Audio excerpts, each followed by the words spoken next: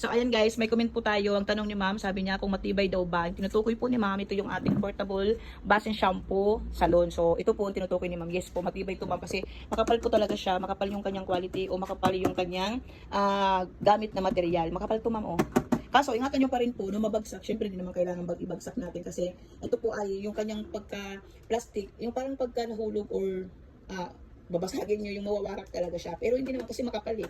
Makapal. And ano ko sa inyo ma'am, tip ko sa inyo sa mga ayan mga katulad ko na hairdresser, tas sa bahay lang, bili kayo ng ganito. Ito yung silicone neck na para lang kasi medyo ang iba yung mga iba kong customer yung dito kasi nila medyo daw parang masakit or siyempre nakakangawit din, kailangan mo rin to. Pero kung wala pa naman okay lang. And yung tibay po niya, tibay siya yan. Pwede niyo siyang taasan, pwede niyo siyang kayo nang bahala kung paano niyo siya gagamitin. Yan.